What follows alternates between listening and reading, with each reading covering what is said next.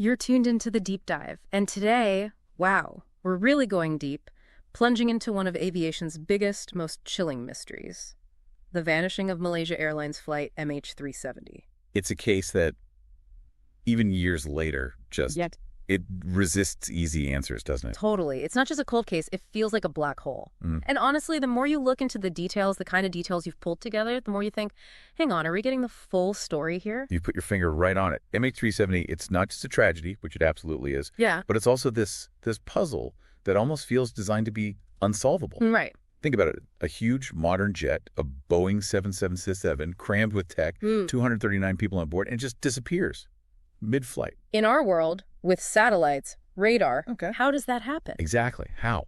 Without a single trace initially, it immediately makes you think, okay, there's got to be something else going on beneath the surface here. Yeah, it wasn't some tiny plane over a remote jungle. This was March 8th, 2014, Kuala Lumpur to Beijing. Standard flight, good weather, experienced pilots. And then, poof, over Vietnamese airspace, it's like it just blinked out. No mayday call, nothing, just silence. That's the first flag, right? The first thing that makes you go, It really is. And what's even more unsettling is what happened right around that moment of silence. Okay. You have the last radio message, total normal, good night, Malaysian 370, 0.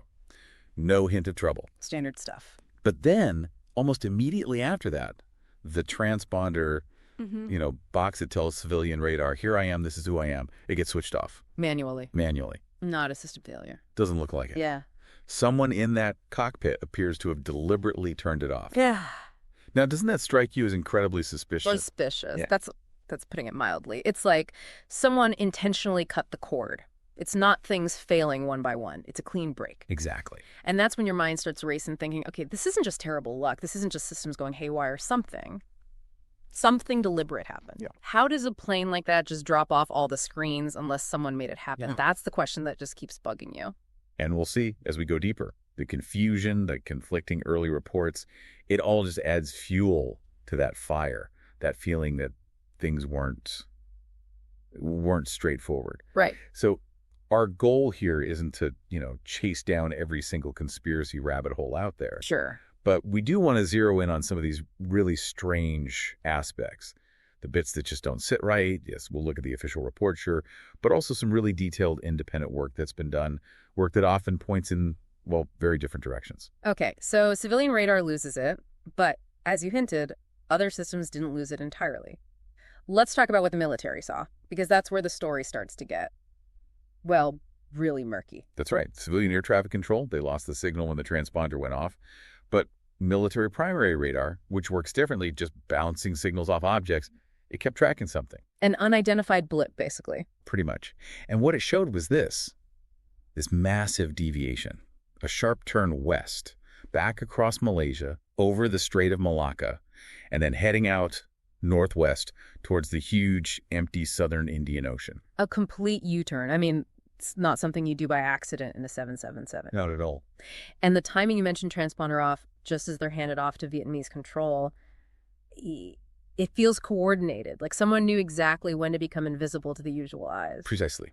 And here's a detail that pilot Simon Hardy pointed out, which I think is fascinating. Go on. This sharp left turn seems to have skirted just outside Thailand's Air Defense Identification Zone, the ADIZ. Okay. If it had flown into that zone without a flight plan, without a transponder, Thai military radar would almost certainly have picked it up, maybe even scrambled jets. So it wasn't just about dodging Malaysian control, it was about avoiding Thailand, too. That sounds calculated. It does suggest a level of planning, or at least knowledge of the airspace, doesn't it? Someone knew how to navigate the gaps. Absolutely. It's like finding a blind spot. And the military tracking, what else did that show? Well, the military data itself adds another layer of, let's say, confusion or suspicion.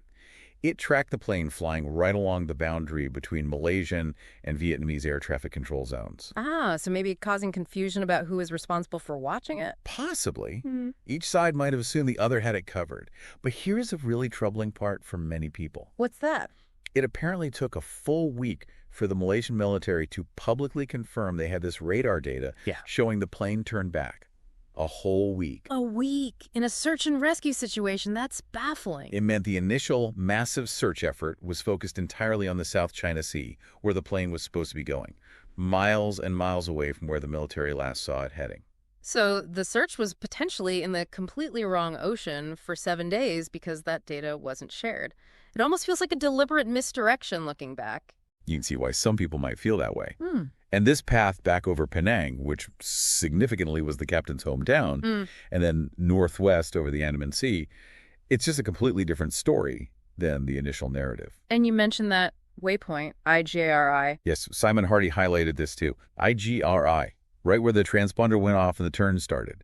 It's not just some random point. Yeah. It's a spot where 5 different air traffic control regions meet. 5. Wow. Doesn't that seem like a perhaps strategically chosen place to disappear from one system and maybe hope to slip through the cracks into another? It adds to that feeling that this wasn't random at all. It feels planned, orchestrated even. Okay, so the plane makes this bizarre turn, vanishes from civilian radar. But the silence, as you said, wasn't total. There's the whole strange business with the ACARS system and those satellite pings. This is where it gets even weirder, right? Right. ACARS Aircraft Communications Addressing and Reporting System. That's the plane sending automatic updates, right? Like, I'm okay messages. Essentially, yes. Health checks, engine data, back to the airline. And on MH370, that system stopped talking. Which, again, could point to a massive electrical failure. Lights out. That would be the logical first thought, catastrophic failure. But, and this is a huge but, No. about 20 minutes after ACARS went silent, something really odd happened. The SDCOM system, the satellite communications unit, suddenly powered up again and sent a logon request to an Inmarsat satellite. It rebooted itself after ACARS died. It seems like it. Or rather, it suggests power was lost temporarily and then restored to that specific system. That's not really consistent with a complete irreversible electrical disaster. Why would one system come back online while ACARS stayed dead? Okay, that is weird. The power flickers off, ACARS stays off, but SATCOM tries to reconnect. That sounds incredibly specific, almost like someone wanted certain systems off, but maybe not others. And consider this, pilots like Patrick Bley and Jean-Luc Marchand have pointed out, shutting down ACARS completely isn't just one switch. You'd likely need to deliberately cut power from multiple sources. The main generators, the backup generators on both engines, maybe even ensure the auxiliary power unit, the APU, couldn't kick in automatically. Wow. That's not accidental. That sounds like a very systematic, knowledgeable sequence of actions inside the cockpit. Yeah. It really makes you wonder who would do that and why. It really does. It paints a picture of deliberate silencing. And then the satellite pings, the ones that did get through. Yes. Even after vanishing from all radar, the SATCOM system sent out 7 of these automatic handshakes to the Inmarsat satellite over several hours. Just like a, are you still there? Signal. Basically. Right. Not carrying flight data, just confirming the connection was active. But these pings are absolute proof the plane was still flying under power for hours after everyone lost track of it. Hours.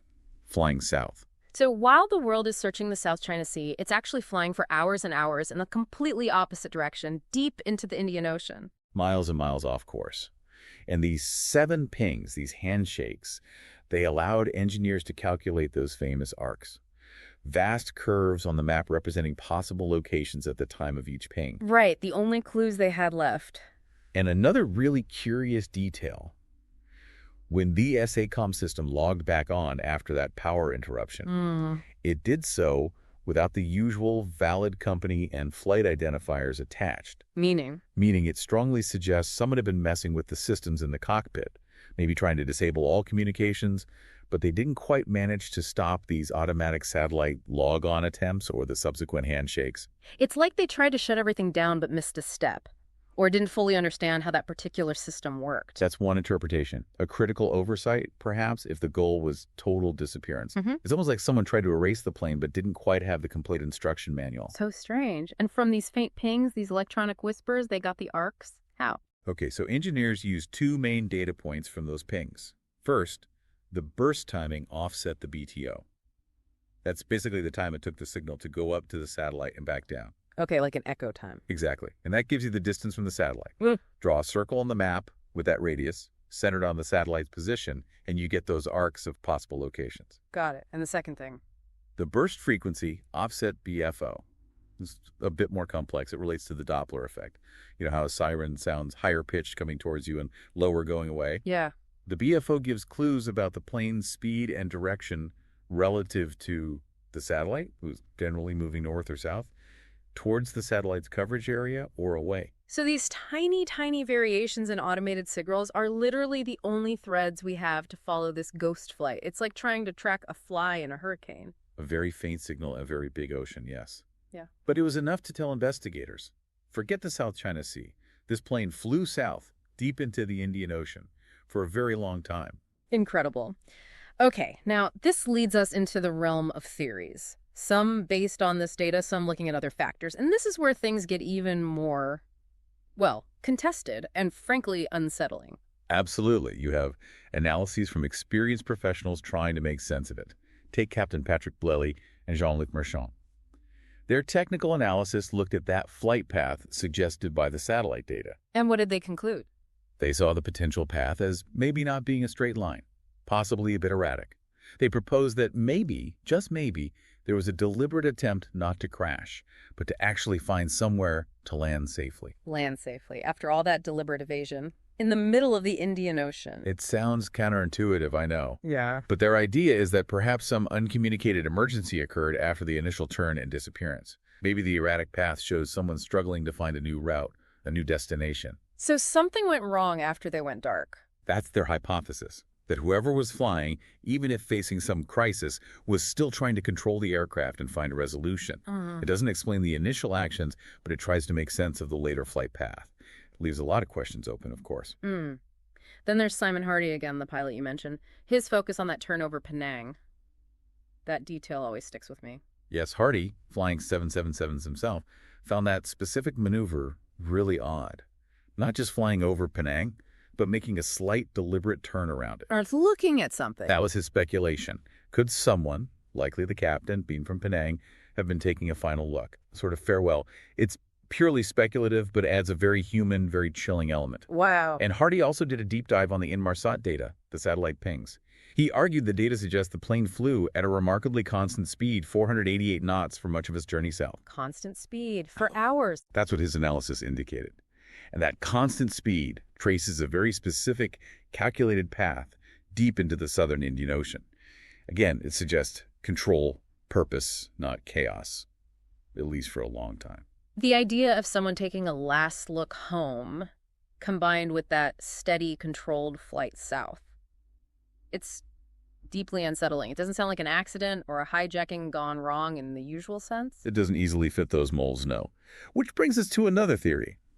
The lithium-ion batteries. Ah, yes, the cargo. There was a significant amount on board. There was, around 200, maybe 240 kilograms loaded in the front cargo hold. The theory is, what if there was a fire? A battery fire. We know those can be nasty on planes. Extremely nasty. They can generate intense heat and, crucially, toxic, incapacitating smoke and fumes very quickly. So the idea is fire starts, fumes get into the electronics bay, maybe even the cockpit through the thin bulkhead separating them. Exactly. And it incapacitates the crew silently and rapidly. That could explain the lack of a distress call. And maybe the erratic flight path if the autopilot was still on but maybe damaged, or if pilots were briefly conscious but overcome. It's a plausible initial scenario. We've seen lithium battery fires cause catastrophic accidents before, like on UPS Flight 6, a Cargo 747. Right. But the timeline for MH370 is tricky. How so? Well, remember, we have military radar tracking, and those satellite pings showing the plane flew actively, seemingly under control, making turns for a very long time after any fire would likely have had to start to cause such sudden incapacitation. Ah, so if a fire knocked out the crew instantly who was flying the plane for the next several hours and making that turn south. Precisely. A fear might explain the start of the incident, maybe, but it struggles to explain the long, controlled flight afterwards. The pieces don't quite seem to fit together perfectly. Okay, so that theory has holes, which leads us to perhaps the most out there analysis, Richard Godfrey and WSPR. Yes. Richard Godfrey's work is definitely unconventional in terms of official investigation methods. He used data from the Weak Signal Propagation Reporter Network, WSPR. That's amateur radio stuff, isn't it? It is. It's a global network where ham radio enthusiasts send out very low-power signals to see how they bounce around the atmosphere. Godfrey's idea, quite innovative, was to go back through historical WSPR data from that night. And look for anomalies. Tiny disturbances in those radio signals.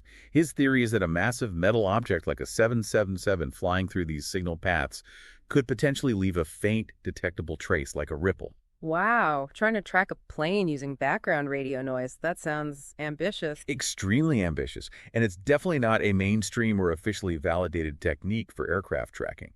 But Godfrey put enormous effort into it. What did he claim to find?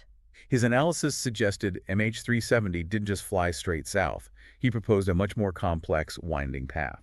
And most intriguingly, he suggested the plane might have performed unusual maneuvers, possibly like a holding pattern or even a figure eight, near its estimated final location. A figure eight, out over the empty ocean. Why? It raises questions, doesn't it? Was someone circling, waiting for something, delaying? And perhaps the most talked about part of his analysis. Yes. He claimed his estimated final location, based on these WSPR disturbances, closely matched areas included in flight simulations found on Captain Zahari Shah's home computer. Whoa. Okay, the flight path on the captain's home simulator. That's a detail that always raises eyebrows. Linking it to this WSPR data, even if it's unconventional data, it feels significant, or at least deeply disturbing. It's certainly a connection that fueled a lot of speculation about the captain's state of mind and potential pre-planning, although authorities have cautioned against jumping to conclusions based solely on the simulator data. Right. But it adds to that uneasy feeling. Okay, let's shift to the physical evidence. Debris was eventually found. That much is certain. Yes, July 2015 on Reunion Island, east of Madagascar. A piece of the wing of Flaperon washed ashore. That was the breakthrough. The first solid proof it ended in the ocean. Absolutely. And since then, more bits of cabin interior, other wing fragments have been found on beaches in Mozambique, South Africa, Mauritius, Tanzania, all consistent with drifting across the Indian Ocean. Did the debris tell us anything about how it crashed? It offered conflicting hints, actually. Some pieces definitely showed signs of a high-energy impact, a violent breakup consistent with hitting the water at high speed. Okay, a catastrophic crash. But the Flaperon itself, the first piece found, its condition initially sparked debate.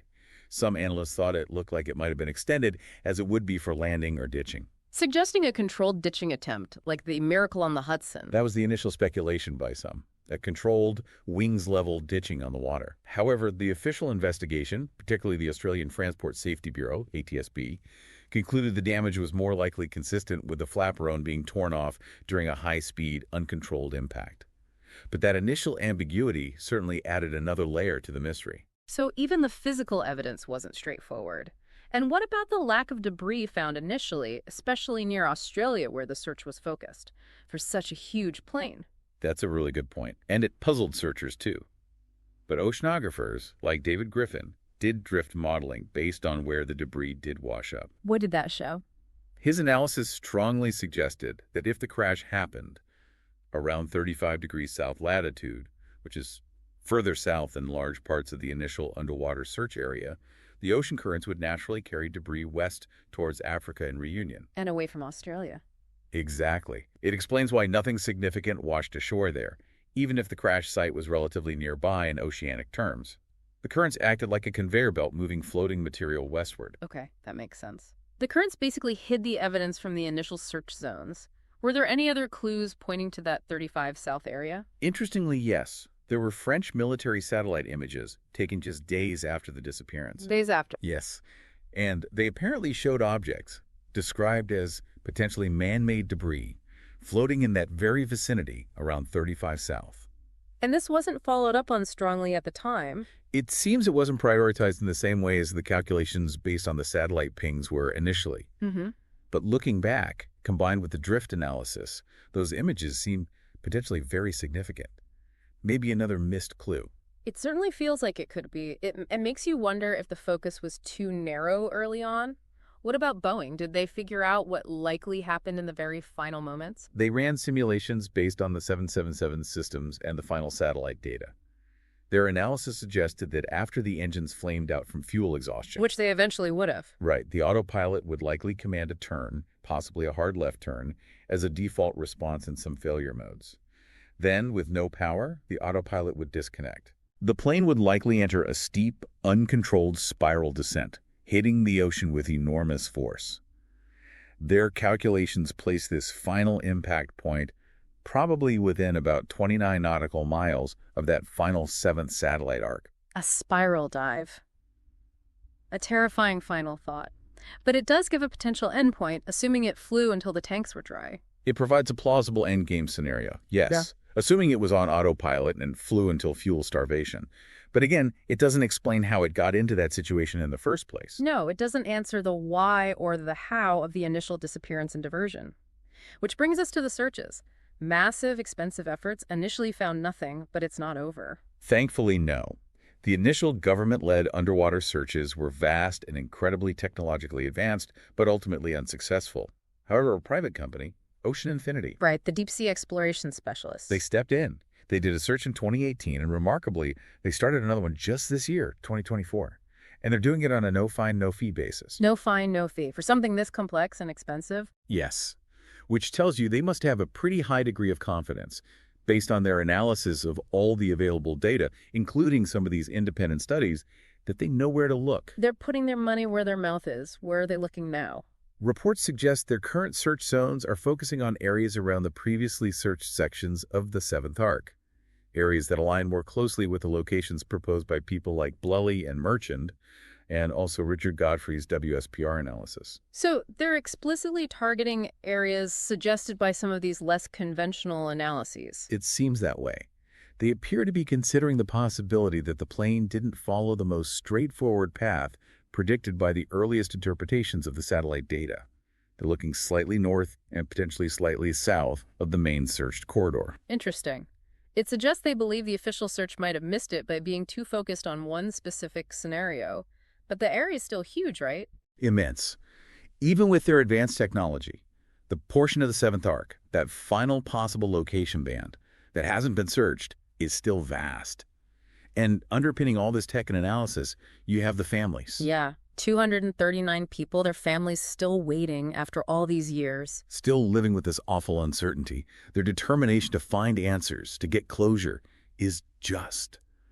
It's a constant reminder of the human cost of this whole enigma. It really is. MH370, it just hangs there, doesn't it? One of modern history's most profound mysteries. So many questions still wide open after all this time and effort. And when you really dig in, like we have today, you see it's not just one mystery. It's layers of strangeness. Definitely. The deliberate turn, the way communications were silenced and partially restored, that calculated flight path, the conflicting hints from the debris, these unconventional analyses pointing to unexpected locations. It all paints a picture that feels much more complex, maybe much more sinister than just an accident. It really does make you step back and think, doesn't it? In our hyper-connected, surveilled world, how does this happen? How does a giant piece of technology like a 777 just evaporate, leaving so much doubt and so few firm answers?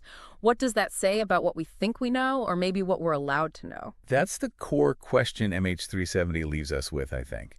It challenges our assumptions about technology's reach, and maybe it forces us to consider possibilities that seem, well, uncomfortable, or that crucial pieces are still missing, perhaps deliberately kept hidden. Yeah. But it also highlights the incredible dedication of those still searching officially and independently, just driven by that need for truth. Absolutely. Let's hope, for the sake of the families especially, that one day the truth does come out, that this unprecedented puzzle is finally solved. Thanks for walking us through all these complex and often quite dark layers today. It's a story that needs to keep being told. Thanks for having me.